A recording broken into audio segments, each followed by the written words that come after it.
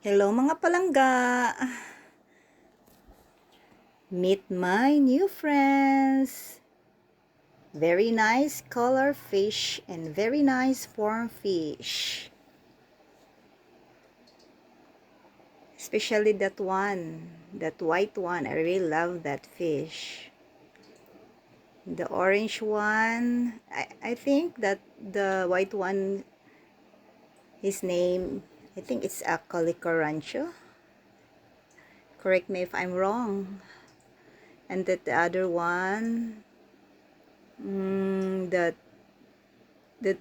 big eyes is the telescopic, which we call the telescopic fish, and the gold one, goldfish. With the I have problem sa kuan palangga kaning white, kani siya kanang white na orange ang iyang ikog. His name is I think it's fish Riken. He always chasing all the fish in this aquarium. And in fact, I put that one for 3 days in the separate aquarium. But still, pagbalik ko sa kanya dyan, nag-chase pa rin siya. So, kinakagat pa rin niya yung mga ibang fish. So, I don't know what to do. Meron nga isang fish dyan, yung malaki din. Sineseparate ko siya kasi ang dami ng mga rashes dahil sa kanya yan, yung white na yan, na yung orange yung tail niya. Riken. Siya yung laging nag-chase dyan sa lahat ng mga fish. So, takot na takot lahat ng mga fish. So, cute tingnan. So, ewan ko ba kung anong gagawin ko dito. I don't know. So, tabangi ko mga palangga. Sao na siya. Daghana ka siya o ka ng mga isda nga gipang paak-paak mga palangga.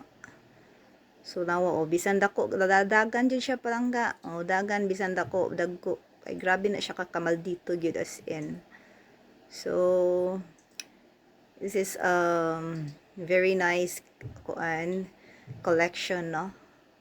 Very nice color and forms of fish. Hindi ko familiar yung mga pangalan nila. So kayo na lang ang magpangalan. Because I actually just buy this because I really love them.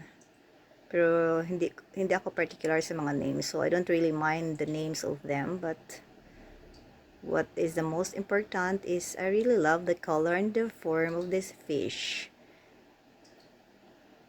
So I actually have a lot of fish. I have also mga goldfish na separate. So baka next vlog ko na lang ipapakita ko sa inyo. No, look at, it's very nice in the eyes.